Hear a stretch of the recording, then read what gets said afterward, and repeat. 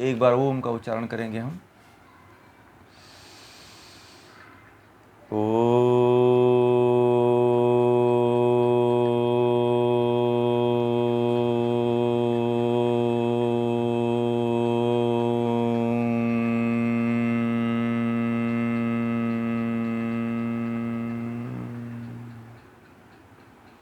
ओम शांति शांति शांति। चलिए अब शुरू करते हैं।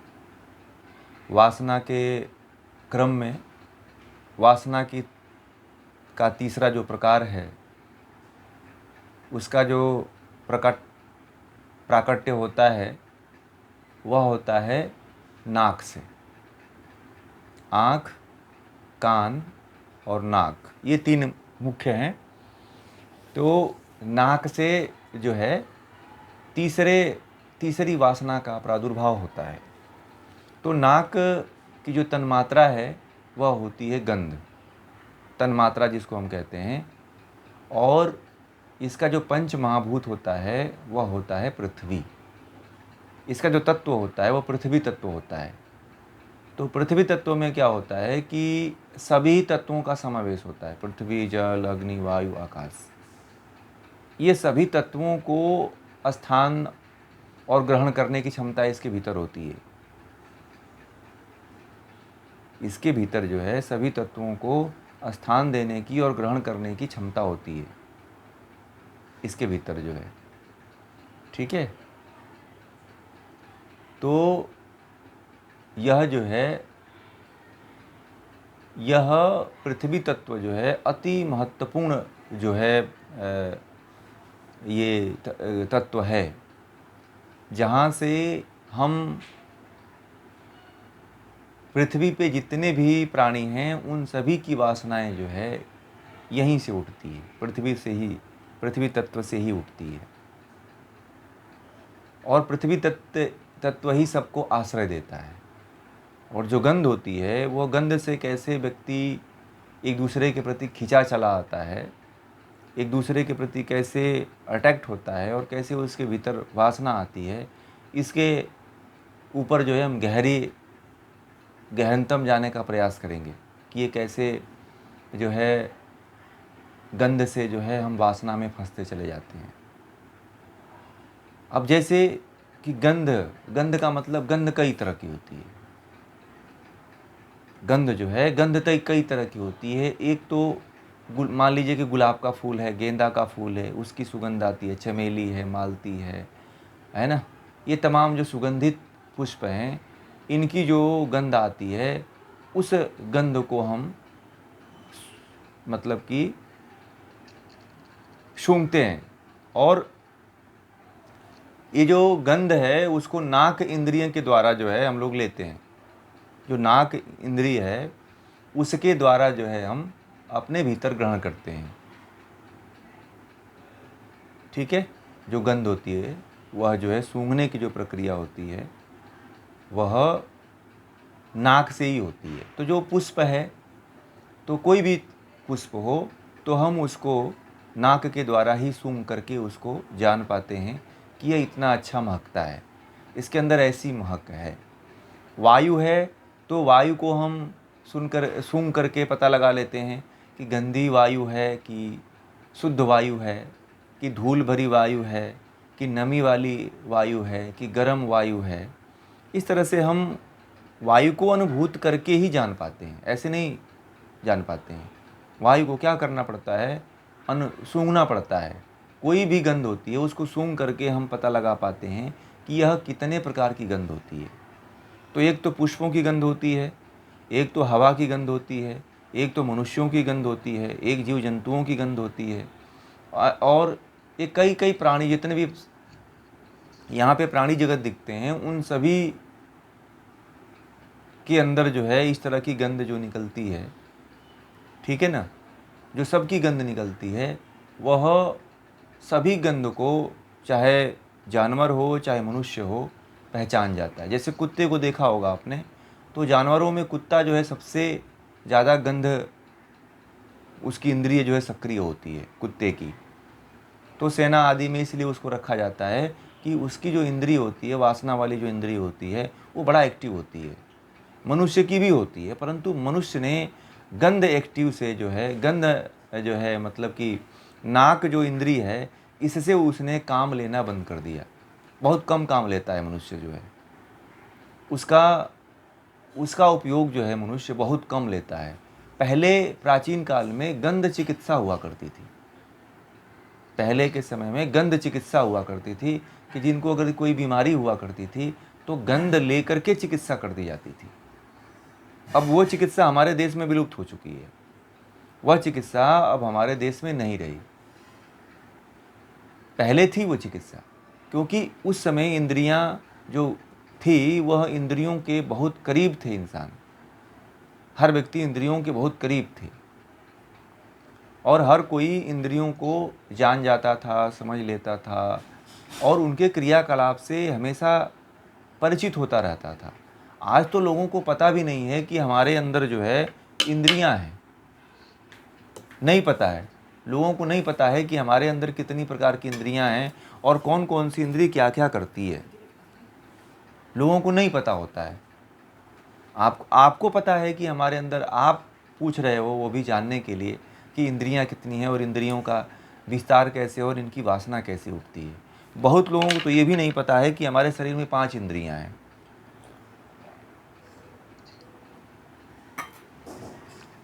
अभी आप किसी स्कूल में चले जाइए, ठीक है, और किसी बीटेक, एमटेक या इंजीनियरिंग के विद्यार्थी से पूछिए कि तुम्हारे अंदर कितने सेंस ऑर्गन हैं, तो नहीं बता पाएगा। उसको पता ही नहीं है कि क्या होता है। अब जिस व्यक्ति को ये सूक्ष्मता नहीं पता है, वह अध्यात्म के गहराइयों में कैसे उतरेगा। और कहते हैं कि जब तक इन इंद्रियों को और इन कर्मेंद्रियों को व्यक्ति नहीं जान लेता है, तब तक इससे छूटेगा ही नहीं वो। मान लीजिए कि छूटता व्यक्ति किससे है, या तो जिसको पूरी तरह से जान जाता है। जैसे मान लीजिए कि आप जैसे कोई व्यक्ति है, आजकल संसार में क्या हो गया है, आज संसार के लोगों की बात बताऊं, लोग एक दूसरे से तभी तक संपर्क रखते हैं जब तक कि उसको जानते नहीं। ठीक है, पति पत्नी में आपने देखा होगा, पति पत्नी का संबंध तभी तक बहुत अच्छा लगता है, बड़े प्यार से रहते हैं, बड़े अच्छी तरह से अपने एक दूसरे के प्रति व्यवहार करते हैं। परंतु जिस दिन पत्नी पति के बारे में जान गई, पति पत्नी के बारे में जान गया, उस दिन से उनका स्नेह कम होने लगता है। ऐसा होता है और इसीलिए बिखराव उत्पन्न होने लगता है। ठीक है, तभी बिखराव।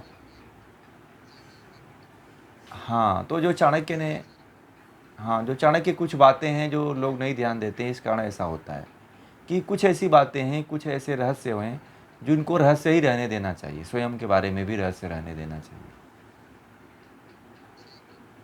ठीक है, तो इसका सबसे बड़ा कारण यही होता है। तो आजकल लोग बड़े दीवाने होते हैं कि हम तुम्हारे बिना तो जी ही नहीं सकते। लोग नाम नाम दे देते हैं कि तुम मेरी सांस हो, कुछ लोग कहते हैं कि तुम मेरे फेफड़े हो, तुम कुछ लोग कहते हैं मेरी तुम दिल की धड़कन हो। इस तरह की बातें, हाँ, तो इस तरह की उपमाएं दे देते हैं लोग। और तो होता क्या है कि व्यक्ति, मैं जो बात कह रहा था कि एक दूसरे को जानने की बात होती है, ऐसे ही इंद्रियों की तरफ होती है। यदि आप इंद्रियों को जान जाओगे सही तरीके से, तो उसमें ये पता चल जाता है कि इंद्रियां करती क्या हैं। तो उसमें आप जब गहराई में उतरते हो, तो उसमें ये पता चलता है कि इसमें तो ये हमें गलत रास्ते पे ही लेके जा रही है, इससे तो हमारा विकास होने वाला नहीं है। ठीक है, इसका तो हम उपयोग जो है जीवन में करने वाले नहीं हैं। ठीक है, तो इसीलिए जो है वहाँ से वैराग्य होता है। जानना क्यों चाहिए? जानना इसीलिए चाहिए कि आपको पता चल जाता है कि क्या सही है, क्या गलत है। ठीक है, मान लीजिए कि आपको मार्केट में भेज दिया गया कि आप चले जाओ मार्केट में और ये आम के पेड़ लगे हुए, आम वहाँ से अच्छे वाले आम खरीद के लेकर के आना। ठीक, आपको भेज दिया गया कि आप अच्छे वाले आम वहाँ से खरीद कर लेकर के आना। आप मार्केट में चले गए, है ना, आप मार्केट में आम खरीदने के लिए चले गए और आप वहाँ पे देखें कि कौन सा आम अच्छा है, जाने कौन सा बुरा है। पहले तो जानना पड़ेगा ना कि कौन अच्छा है कौन बुरा है, तब खरीद के लेकर आएंगे ना। ऐसे तो उठा के नहीं लेके चले आएंगे, है ना। तो इसी तरह इंद्रियों के बारे में आप जब जान जाएंगे तो किधर लेकर के जाना है, आपको किधर उसको मोड़ना है, आपके ऊपर डिपेंड हो जाएगा। तो क्या इंद्रियां आपको अच्छे तरफ लेके जाती हैं? क्या इंद्रियां आपको मोक्ष दिला सकती हैं? क्या इंद्रियां आपको मुक्ति दिला सकती हैं? तो जब ये इसकी गहराई में आप उतरोगे तो आपको पता ये चलेगा कि ये तो हमें युगों युगों से ऐसे ही फंसा करके रखी हुई है, ऐसे ही हमें विषयों में डाले हुए हैं, तो हम तो इससे कभी मुक्त ही नहीं हो पाएंगे। ठीक है। तो जब आप ये पूरी गहराई में जब उसको जान गए आप, तो आप उसके तरफ जाएंगे ही नहीं। अब जब इतनी बातें वासना के बारे में जब आपको बता दिया जा रहा है तो आप वासना के तरफ नहीं जाओगे फिर। हाँ, एक आध बनेगा चांस, ऐसा नहीं है कि वासना के पास एकदम ख़त्म हो जाएगी। चांस तो रहेंगे, 50% चांस रहेंगे भागने के। परंतु ये है कि वहाँ पे आप ज्ञान में हो, ज्ञान की संगति में हो, तो आप नहीं भटक सकते हो। ठीक है। नहीं तो क्या होता है कि भटकने का चांस बहुत ज़्यादा रहता है। तो गंध की वासना क्या होती है कि गंध एक ऐसी भी गंध होती है कि स्त्री पुरुष का भी गंध होता है।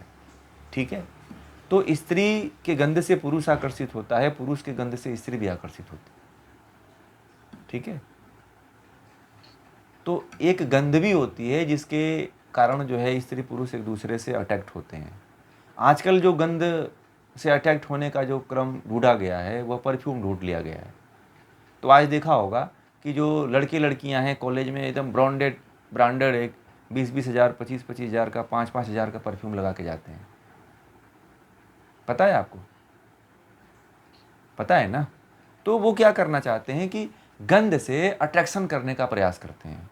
तो पहले के समय में क्या होता था कि पहले के समय में पुष्प आदि दे करके एक दूसरे को गुच्छ भेंट किया जाता था, कि जो सुगंध भेजी जाती थी एक दूसरे को, कि एक दूसरे को हम अट्रैक्ट कर सकें, पुष्प भेज करके, गंध भेज करके। आज भी कहीं कहीं देखने को मिलता है कि गुलाब किसी को कोई देता है, कोई किसी को ये भेजता है। तो पहले के समय में जो इसका उपयोग हुआ करता था प्राचीन समय में, वो सबसे प्रिय कोई था तो ईश्वर था। हमारे संस्कृति में, भारतीय परंपरा में, यदि पुष्प कहीं चढ़ाए जाते थे तो भगवान को चढ़ाए जाते थे, ईश्वर को चढ़ाए जाते थे, या कोई बहुत श्रेष्ठ व्यक्ति था या कोई महान व्यक्ति हुआ करता था तो उसको चढ़ाया जाता था। ठीक है। ऐसे वासना के लिए जो है, हनीमून मनाने के लिए, सुहाग रात मनाने के लिए फूल का उपयोग नहीं हमारे यहाँ होता था। हमारे यहाँ या तो भगवान को चढ़ाने के लिए होता था। जो श्रेष्ठ महापुरुष हुआ करते थे उनके चरणों में वो जब चलते थे तो उनके चरणों के नीचे बिछाया जाता था। जैसे सबरी क्या करती थी कि भगवान राम, उसको पता था, उसके गुरु मतंग ऋषि ने कह के गए थे कि एक दिन राम तुम्हारे कुटिया में आएंगे। ठीक है। तो सबरी का एक नियम था कि प्रतिदिन जो है पुष्प बिछाती थी कि भगवान राम जो है इस पुष्प पे चढ़ करके चल करके आएंगे। तो गंध का उपयोग भी हमारे देश में जो हुआ है वह जो है मुक्ति के लिए हुआ है, न कि किसी को अट्रैक्ट करने के लिए हुआ है। आजकल पुष्प को और गंध को एक दूसरे को अट्रैक्शन करने के लिए यूज किया जाता है, एक दूसरे को लुभावन करने के लिए किया जाता है, एक दूसरे के प्रति अट्रैक्ट करने के लिए किया जाता है। परंतु हमारे देश में किसी के सम्मान में, किसी के मान में जो है पुष्प चढ़ाए जाते थे। आज भी बहुत से आश्रमों में चले जाओ तो बहुत से जो संत हैं उनका स्वागत जो है, महात्मा हैं, उनका स्वागत जो है आप पुष्प से ही होता है, और बड़े प्रसन्न होते हैं वो लोग। जो भी भारतीय संस्कृति को जानने वाले लोग होते हैं उनके यहाँ जब कोई जाता है तो ऐसे सामने से पुष्प गिराया जाता है, पुष्प भेंट किया जाता है। परंतु अब ऐसा नहीं है। अब ऐसा कोई पुष्प नहीं भेंट करता है, कोई पुष्प नहीं चढ़ाता है, कोई पुष्प किसी को नहीं देता है। ठीक है। पहले ऐसा पुष्प भेंट किया जाता था, अब ऐसा पुष्प कोई नहीं देता है, न कोई भेंट करता है, न कोई किसी के चरण में गिराता है, सोचता है कि मेरी बेइज्जती होगी। ये लोग सोचते हैं ना कि किसी को फूल माला चढ़ा देंगे तो ये बड़ा हो जाएगा, फिर मैं जो है ऐसा हो जाऊंगा। पर तरह तरह के लोग जो है नहीं करते हैं। परंतु पहले के समय में जब राजा अपने दरबार में आता था ना, जब न्याय करने आता था या दरबार में बैठता था, तो उस समय भी जो है गंध आदि पुष्प आदि राजा के स्वागत में छिड़के जाते थे, फेंके जाते थे, मालाएं पहनाई जाती थी। तो ये हमारे संस्कृति में, हमारे सभ्यता में ये सब प्रचलित था। इंद्रियों का और इंद्रियों के तन्मात्राओं से, गंध से जो है संबंध रखा जाता था और इनको जोड़ के रखा जाता था। और देखा होगा कि आपने सुना भी होगा कि जो राजा हुआ करते थे, इंद्रियों को भटक ना पाएँ, इंद्रियां जो हैं इधर उधर भटक ना पाएँ, इसीलिए जो है अपने महल के इर्द गिर्द जो है फूल आदि लगाया करते थे। पुष्प फुलवारी हुआ करती थी उनकी, ठीक है। फुलवारी का मतलब एक फूल का बगीचा हुआ करता था, जहाँ पे तरह तरह के केवल पुष्प ही लगे रहते थे, जहाँ पे राजा रानी आकर के उनका गंध लिया करते थे, उसमें बैठा करते थे, उसमें आनंद लिया करते थे। इस तरह से पहले के मतलब कि जो लोग थे वह इंद्रियों से कितना नज़दीक थे। इसीलिए पहले के लोग जो थे वह परमात्मा के भी ज़्यादा नज़दीक थे, इंद्रियों के भी ज़्यादा नज़दीक थे। और आज के जो लोग हैं ना, वो इंद्रियों से बहुत दूर चले गए हैं, बहुत दूर चले गए हैं, बहुत इतना कोसों दूर चले गए हैं कि आप कल्पना नहीं कर सकते हो, बहुत दूर। आपको किसी को कह दो कि भैया तू इंद्रिय के बारे में कुछ जानते हो, इंद्रियों के विषयों के बारे में जानते हो। पुष्प इसीलिए लगाया जाता है कि व्यक्ति अपनी इंद्रियों को कंट्रोल कर सके। गंध जो है उसका कहीं दूसरे विषय, अन्य विषयों की तरफ न बहके। पुष्प के इर्द गिर्द इसीलिए हमारे देखिए जितने भी देवी देवता है ना, अपने आप मूर्ति देखा होगा, आपने फोटो देखा होगा, तो एक हाथ में तलवार रहती है और एक हाथ में कोई पुष्प रहता है। हर देवता का एक पुष्प होता है। जैसे देखा भगवान विष्णु होते हैं तो वो कमल का पुष्प रखते हैं, ठीक है। सरस्वती होती हैं तो उनके पास कुछ अलग पुष्प होता है। काली जी होती हैं तो उनके हाथ में गुड़हल का फूल होता है, ठीक है। तो जितने देवियां हैं, जितने भी देवता हैं, उन सभी के यहाँ जो है अलग अलग तरह का पुष्प चढ़ाया जाता है। भगवान शिव हैं तो उनको धतूरे का पुष्प चढ़ाया जाता है, आक का पुष्प चढ़ाया जाता है, ठीक है। तो जितने भी हमारे देवी देवता हैं उनको भी तरह तरह के जो है पुष्प चढ़ाए जाते थे। कि कुछ कुछ लोगों के ये क्या होता था कि किसी किसी की इंद्रियां जो हैं इन पुष्पों पे आकर के कंट्रोल हुआ करती थी। तो ये सब योगी महात्मा थे, तो इन्होंने अपनी इंद्रियों को जो है अलग अलग पुष्पों के माध्यम, जिस व्यक्ति को जो पुष्प भाता है उस पुष्प को अपने सानिध्य में रखना चाहिए, क्योंकि वहाँ पे उसकी गंध जो तन्मात्रा है, यानी कि जो गंध इंद्रिय है, जो नाक इंद्रिय है, वो जा कर के वहाँ पे कंट्रोल होती है, विषयों की तरफ नहीं दौड़ती है फिर वो। इसीलिए जो है जो राजा महाराजा हुआ करते थे, जो ईश्वर होते थे, वो अपने गले में जो है माला आदि पहनाया जाता था उनको। माला व्यक्ति इसीलिए पहनता था कि गंध से ज़्यादा ऊपर न उठ सके। टीका आदि जो है सुगंधित टीका इसीलिए लगाया जाता था कि चंदन का टीका इसीलिए सिर पे लगाया जाता था कि जो है उसकी गंध जो है हमेशा नाक को आती रहे और वह जो है अन्य विषयों की तरफ वह न बहका करे। पहले जो चंदन के टीके लगाए जाते थे और जो रोली लगाई जाती थी, जो लाल होते थे, जो लाल रोली हुआ करती थी, उसमें भी गंध आती थी और चंदन में भी गंध आता था। परंतु आज के तो सब आर्टिफिशियल टीके मिलते हैं, पहले आर्टिफिशियल टीके चंदन नहीं मिलते थे, ठीक है। तो जो नेचुरल सुगंध हुआ करती थी वह मिला करती थी। और जो राजा महाराजा हमारे देश के हुआ करते थे, तो यह भी जो है इन सब के बहुत नज़दीक रहा करते थे। इसीलिए आपने देखा होगा कि जो हमारे देश के जो राजा हुआ करते थे, वह राजपाट छोड़ करके और ऋषि बन जाते थे। जैसे विश्वामित्र का नाम सुना होगा। विश्वामित्र पहले राजा थे, ठीक है। विश्वामित्र जो ऋषि थे वो पहले राजा थे, बाद में उन्होंने राजपाट छोड़ करके वो फिर सन्यासी बन गए, ऋषि बन गए। महाराजा भर्तृहरि जो थे, जो उज्जैन के शासक थे, तो वह भी जो है भर्तृहरि जो है वह भी राजा थे। फिर उन्होंने भी देखा कि संसार में कुछ नहीं है, तो वह भी त्याग करके जो है योगी बन गए, ठीक है। तो ये जो पहले के हमारे जो राजा हुआ करते थे, तो ये भी ज्ञानी हुआ करते थे। अब के कोई राजा ज्ञानी थोड़ी हो रहे हैं। आज तो जो है विषय भोगी, लालची, है ना, विषय भोगी, लालची, कामी, सब तरह के लोग होते हैं। इस तरह के लोग होते हैं। ठीक है, तो उनमें तो केवल लोगों के वोट बैंक से बस उनको चुन लिया जाता है, उनको बना दिया जाता है। पहले योग्यता होती थी कि कौन योग्य व्यक्ति है जो बनने लायक है, किसके अंदर योग्यता है, किसके अंदर इस तरह का ज्ञान है। पहले जो है हर राजा के दरबार में एक सलाहकार होता था, विद्वान सलाहकार होता था, और राजा उस विद्वान के सलाह से ही चलता था। पता है आपको, राजा के दरबार में जो है सलाहकार हुआ करते थे, और वो सलाहकार के हिसाब से राजा चलता है, राजा अपने हिसाब से नहीं चलता था। जो पहले जब तक ये व्यवस्था थी तब तक हमारा देश गुलाम नहीं हुआ, और जब राजा अब तो क्या है कि ये जो IAS PCS बन के जाते हैं, इनको कोई नॉलेज ही नहीं है। ठीक है, ये तो क्या है कि जो बाहर के विषय हैं इनको पढ़ करके आते हैं। IAS PCS जो बनना चाहिए वास्तव में गुरुकुलों से जो पढ़ करके आते हैं विद्यार्थी, जो वेद वेदांग का जानने वाला व्यक्ति हो, जो शास्त्रों का जानने वाला व्यक्ति हो, जो विद्वान व्यक्ति हो, उसको जो है मंत्री को, चाहे विधायक को, चाहे प्रधानमंत्री को अपना सलाहकार बनाना चाहिए। पता है मोदी जी सलाहकारों के ऊपर कितना पैसा खर्च करते हैं?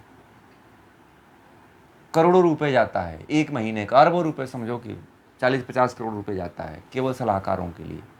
और इनको सलाह कैसी देते हैं सब? कोई भी न धार्मिक होती है, न कोई सामाजिक होती है, न कोई राष्ट्रीय होती है।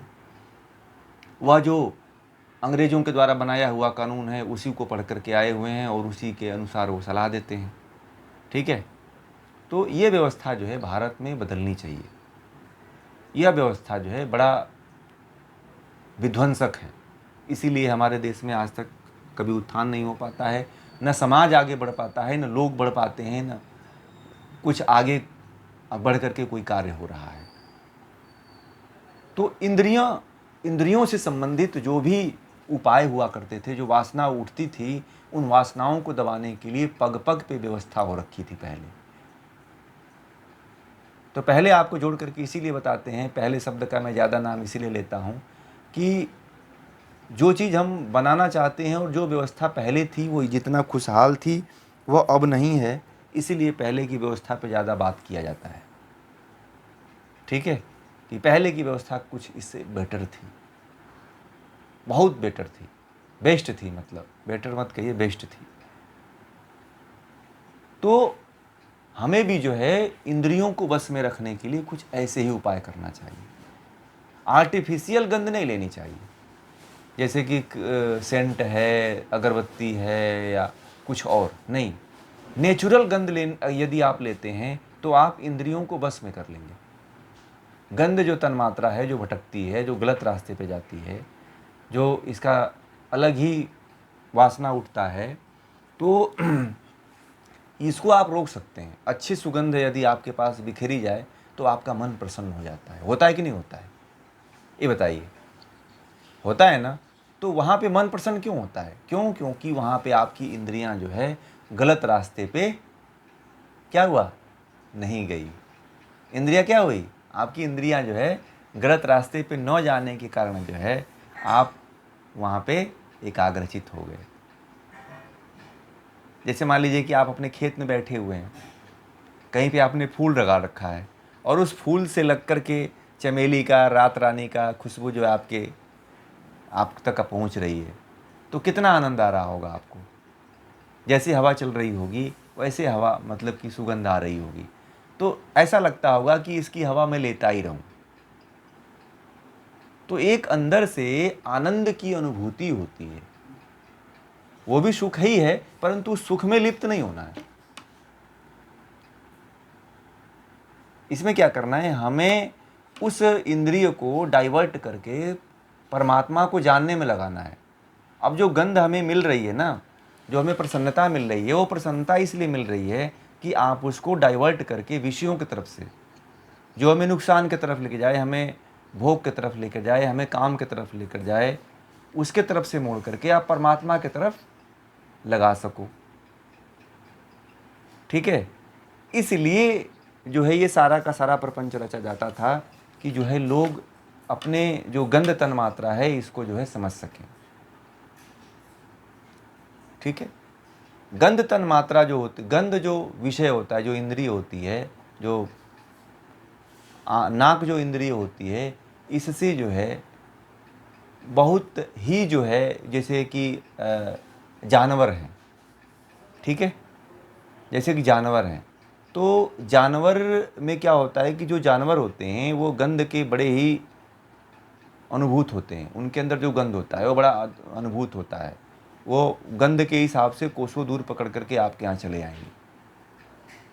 परंतु जो इंसान होता है वह उसको गंध जो होती है उसको एक दूसरे को अटैक्ट तो करती है, ठीक है, अटैक्ट करके भोग बस करने के लिए जो है भोग तक केवल अट्रैक्शन बना रहता है, गंध का अट्रैक्शन। जब आप भोग लेते हो तो गंध का अट्रैक्शन खत्म हो जाता है, ठीक है, जब तक आप भोगते हो तब तक गंध का अट्रैक्शन बना रहता है। जब आप भोग से मुक्त हो जाते हो तो गंध का अट्रैक्शन जो है समाप्त हो जाता है,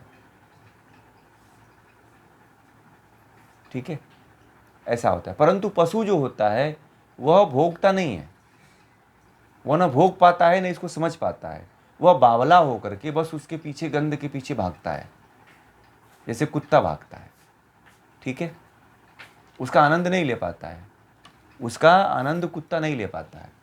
जैसे हिरन के अंदर कस्तूरी होता है, हिरन के अंदर कस्तूरी होता है तो वह भी जो है उस कस्तूरी को नहीं जान पाता है, जीवन पर्यंत नहीं समझ पाता है कि वो उसके भीतर ही होता है, और वह भी जो है वह दौड़ा इधर उधर भटकता रहता है, इधर उधर दौड़ा करता है। कस्तूरी की कीमत जो है करोड़ों रुपए में है, कस्तूरी जो है असली जो कस्तूरी सुनने में आता है उसकी कीमत लाखों करोड़ रुपए में है।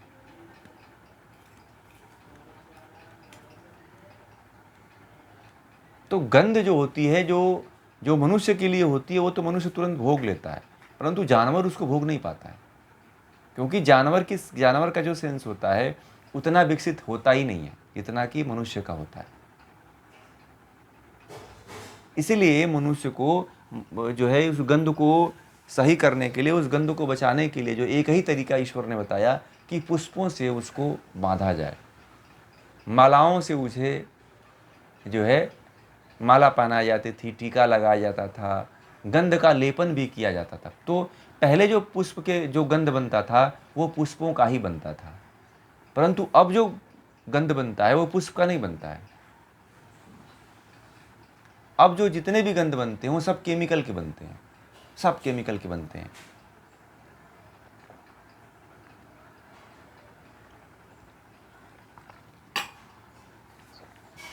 इसीलिए जो है कोई भी व्यक्ति जो है इंद्रियों को नहीं समझ पाता है और विषयों की तरफ वो भटकने लगता है। और आदमी जब परेशान होता है ना तो वो कहता है कि मैं इतना परेशान क्यों हूँ, ठीक है,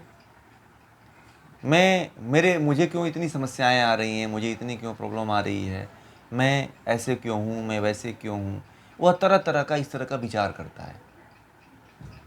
परंतु वह अपने इंद्रियों को न पहचानने के कारण जो है वह तंत्र मंत्र की तरफ जाता है, ठीक है। अब बताऊं, थोड़ा सा एक और रहस्य खोल रहा हूँ। इंद्रियों को न पहुँचने के कारण जो है व्यक्ति भुआ के पास जाता है, समझ रहे ना, भुआ होते हैं जो तांत्रिक होते हैं जो, तो हाँ देखा है ना, तो वो उनके पास जाते हैं, अपनी समस्या को लेके जाते हैं। तो वो क्या करता है कि कुछ सूंघने वाला पदार्थ दे देगा, कुछ खाने वाला पदार्थ दे देगा, ठीक है, और कहता है कि तू इसको जो है ऐसे कर, या तू क्या करना, या तू ऐसा बोल देता है वो भुआ कि इस देवी के नाम, या ये कहता है कि तुम इस देवी को ये लाल फूल चढ़ा देना, फिर कहता है कि पीला फूल चढ़ा देना, ठीक है, या फिर जो है तुम उसको जो है जानवर को काट देना, किसी को मार देना। तो इस तरह से जो है जीव हत्या भी तंत्र मंत्र में करके जो है गंध जो है या फिर उसकी कराह को लोग सुनते हैं। ठीक है, तो इस तरह से जो है व्यक्ति जब फंसता है, जब इंद्रियों को नहीं जान पाता है, तो इस तरह से लोग उसका उपयोग करते हैं। लोग ही उपयोग करने लगते हैं। जब व्यक्ति अपने आप से बहुत दूर चला जाता है तो हर कोई उसका फ़ायदा उठाने लगता है। और सबसे सबसे ज़्यादा कमज़ोर व्यक्ति वही होता है जो अपने आप से बड़ा दूर चला जाता है, अपने इंद्रियों से बहुत दूर चला जाता है। उसको हर कोई ठग लेता है। कहता है कोई कि तुम यहाँ चले जाओ, तुम ये पूजा पाठ कर लो, तुम ये चढ़ावा कर लो, तुम उस मंदिर में चले जाओ, तुम उस बाबा के पास चले जाओ। तो उसके तरफ अट्रैक्शन धीरे धीरे धीरे धीरे, जो जिसको कुछ नहीं समझ में आता है, जो अपनी इंद्रियों को नहीं समझता है, वो उसी तरफ बढ़ने लगता है। ठीक है, परंतु जो व्यक्ति अपनी इंद्रियों को समझ जाता है वह फिर तर्क उसके अंदर उत्पन्न होने लगता है, और जिसके अंदर तर्क आ गया फिर वह जो है भटकेगा ही नहीं। ठीक है, भटकता वही है जो अपने आप को नहीं जानता है। जो अपने आप को जानता है वो क्यों भटकेगा भाई? मूर्ख तो आपको वही व्यक्ति बना सकता है जो वो जान गया कि यदि आप कुछ नहीं जानते हो। ठीक है, यदि वह जान गया कि आप कुछ नहीं जानते हो तो आपको वो मूर्ख बनाएगा। वह जान जाता है कि व्यक्ति को कुछ पता ही नहीं चलता है कि आँख क्या होता है, कान क्या होता है, नाक क्या होता है। तो जानते हैं ओझा लोग क्या करते हैं? जब ओझा तांत्रिक जो सबसे पहले जब किसी को ठीक करने की कोशिश करते हैं तो उसके कान में कुछ डालते हैं और नाक में जो है कुछ ऐसी जड़ी बूटियाँ होती हैं जिसका रस टपकाते हैं उसके अंदर। ठीक है, और जैसे ही मैं तो देखा हूँ ना, और जैसे ही गंध जाती है वह व्यक्ति का दिमाग खुल जाता है। तो उसके पास जितने लोग खड़े होते हैं तो सोचते हैं कि ये तो चमत्कार कर दिया तांत्रिक ने।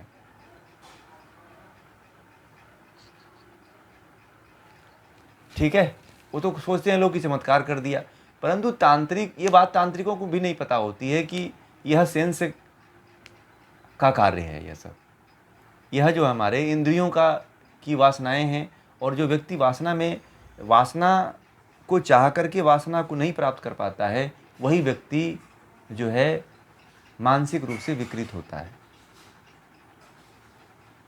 ठीक है, जो व्यक्ति वासना का एकदम प्रकांड कामी हो जाता है, वही व्यक्ति वासना को चाहते हुए भी वासना को चाह बहुत ज़्यादा जिसके अंदर चाहत होती है और नहीं प्राप्त कर पाता है, वही व्यक्ति जो है कमज़ोर हो जाता है, और वही उसी व्यक्ति का हर आदमी फ़ायदा उठाने लगता है। लोग बोलते हैं ना कि मुझे इस व्यक्ति ने मूर्ख बना दिया। क्यों मूर्ख बनाया? आप अपने आप में हो ही नहीं, तो इसलिए आपको कोई भी मूर्ख बना देता है। यदि आप धोखा दे दिया, मुझे ये कर दिया, वो कर दिया। कुछ धोखे होते हैं जो आप भी नहीं समझ पाते हो, सेंस ऑर्गन होते हुए भी नहीं समझ पाते हो, परंतु कुछ ऐसे धोखे होते हैं जो आपको पता भी चलता है कि मुझे धोखा दे रहा है, फिर भी आप नहीं समझते हो, ना ही उसको रोकने की कोशिश करते हो। क्यों? क्योंकि आप अपनी इंद्रियों को जानते ही नहीं हो।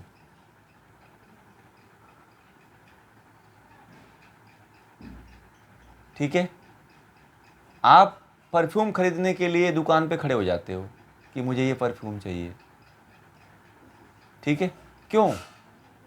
क्योंकि वो गंध, वो विषय है, वो वासना है, वही वासना है। आप वासना का सेंट इसीलिए छिड़कना चाहते हो कि किसी को हम अट्रैक्ट कर सकें, कोई हमारी गंध को सूंघे, तो लोग मुझे कहें कि ये बड़ा स्मार्ट लड़का है, ये बड़ा हैंडसम लड़का है। ठीक है, आपको पता है अभी जो है ये रणबीर कपूर की शादी हुई तो कि पता नहीं कौन सी हीरोइन ने, प्रियंका चोपड़ा ने उसको 7 लाख का परफ्यूम दिया। समझ रहे हैं? 7 लाख का एक परफ्यूम दिया।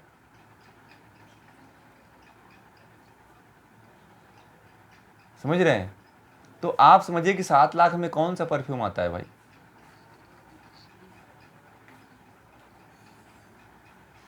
तो ये क्या है? ये वासना ही तो है। इसको क्या कहा जाता है?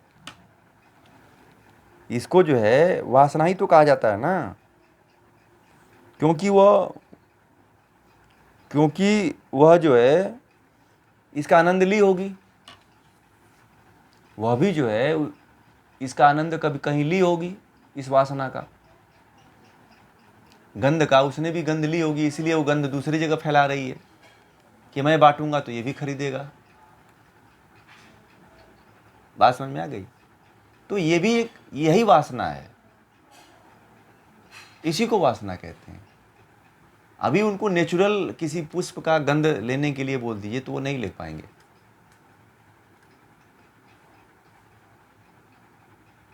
समझ रहे हैं?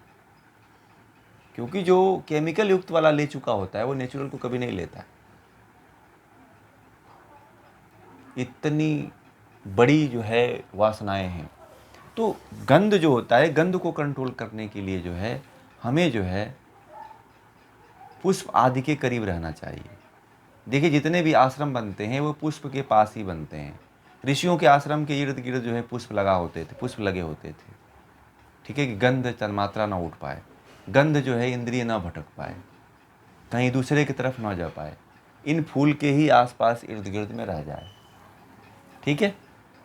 और इसके लिए जो है वह योग किया करते थे। ठीक है।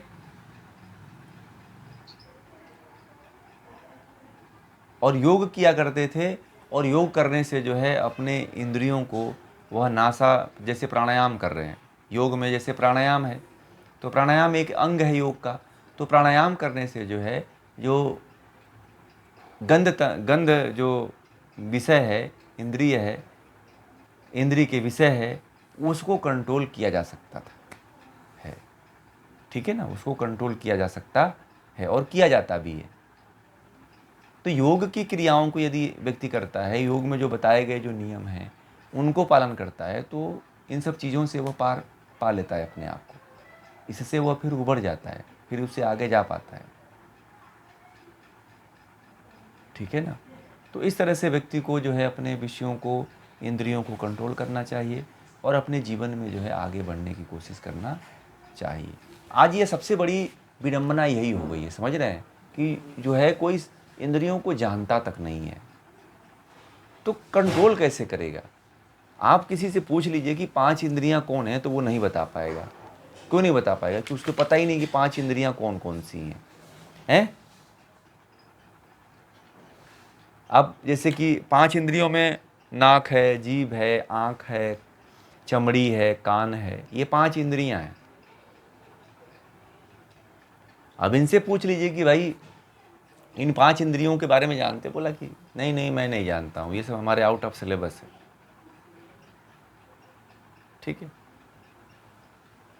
तो व्यक्ति को जीवन जीने की जो पढ़ाई पढ़ानी चाहिए वो तो पढ़ाई नहीं जाती है। जो किसी काम की नहीं होती है, जिसका कभी जीवन में कोई उपयोग नहीं होता है, ना होगा, वही पढ़ाई हमें पढ़ाई जाती है।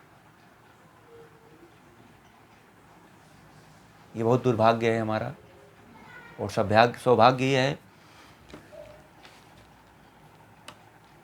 कि आपको ये सब जानने का अवसर मिल रहा है। ये बहुत बड़ी बात है। ठीक है ना।